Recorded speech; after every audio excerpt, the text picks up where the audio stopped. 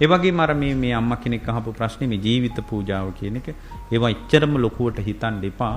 අපි හැම වෙලාවකම කියනවා මේ බුදුරජාණන් වහන්සේට ජීවිත පූජා කරන්න කියලා. ඒක කරන්නේ එක්තරා උපාය මාර්ගයකට. ඔය පින්නතුන්ලා අනිවාර්යයෙන්ම ඔයාලට සෝවාන් වෙන්න ඕන නම් අනිවාර්යයෙන් මාස 4කට සැරයක් මහසෑයට යන්න. ඒකල මේ වඩන එක බුදුරජාණන් වහන්සේ මාව දකිත්වා කියලා හිතාන වඩන්න.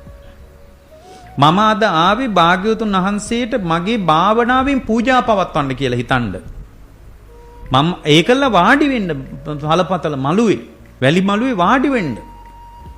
වාඩි වෙලා මම මේ භාවනාවෙන් අද බුදු පූජා පවත්වලා යන්න ආවි කියලා හිතාන ඔයාලා මේ මහාර මාසයක් විතර කරපු කමඨහන භාග්‍යවතුන් වහන්සේ ඉස්සරහා ප්‍රකට කරන්න. ඒ ප්‍රකට කරනකොට මහා පුදුම අద్భుත දෙයක් තියෙනවා. අඩුපාඩු හැදෙන්න ගන්නවා. හරිය අద్భుත දෙයක් ඒක. එයාගේ අඩුපාඩු හැදෙන්න ගන්නවා. ඒක හරි පුදුම දෙයක්. ඒක එකපාර Tamanට දැනෙන්න වැටහෙන්න ගන්නවා. ඒක ගලන්න පටන් ගන්නවා හිතට. ඒක පුදුම දෙයක් වෙන්නවත්. දැන් මේ අපි දේශනා වුණත් අපි මේ පොත් බලලම නෙමෙයි මේ කරන්නේ. ඒක හරියටම විතර්කේ එන්නේ ධර්මාසනයේදී විතර. ඒක මම කියලා තියෙනවා කීප තැනක. ඒක ගුණයක් විදිහට සලකලා නෙමෙයි මම කියන්නේ. ඔය පින්නතුන්ටත් ඔය කෙනෙක් කියන්න පුළුවන් ගෙදර ඉඳලා කරන එක මේ සෑයට ගිහිනුත් කරන්න වෙන්නේ. ආ ඕකෙන් මොකක්ද අමුතු දෙයක් තියෙන්නේ කියලා හිතන්න පුළුවන් නේ. මහසෑය කරා එතන කරන්නත් බෑ. මොකද මිනිස්සු ඔහෙට මෙහෙට යනවා. උතන කොහොමද භාවනා කරන්නේ? ඊට වඩා හොඳයි. සමහර අය කියනවා එහෙම. මං ගෙදර සිල් ගන්න වැඩක් නැහැ නේ ස්වාමීන් වහන්සේ. ඊයින් වැඩක් නැහැ. මං දැන් මගේ පාඩුවේ ගෙදරට වෙලා මේ කරන එකක් කරන්නේ නෝ. ඉතින් එතකොට මාත් කියනවා ආ බොහොම හොඳයි එහෙම කරන්න කියලා.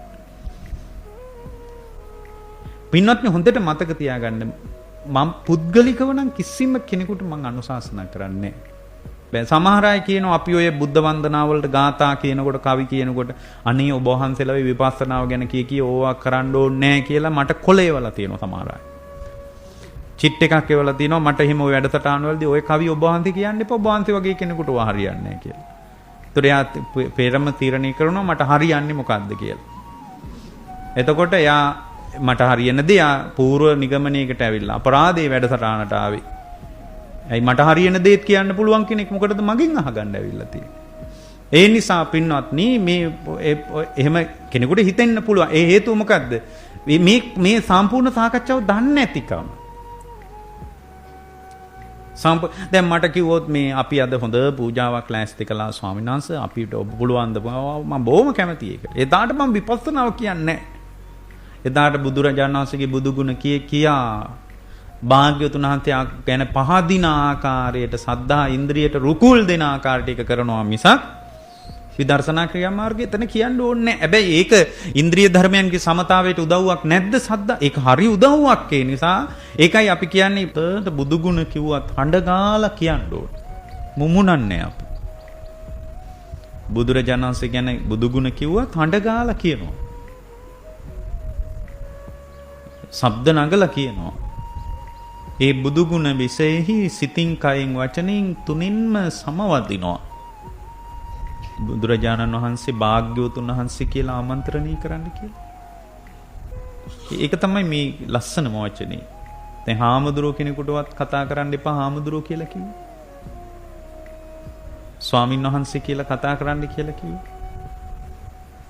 මොකද හාමුදුරුවෝ කියලා වචනයක් නැහැ ඇත්තට. මේක මේ නුවර යුගයේ ඇති වෙච්ච එකක්. හාමුදුරුවෝ කියලා කියන එක හරීම අප්‍රසන්න වචනයක්.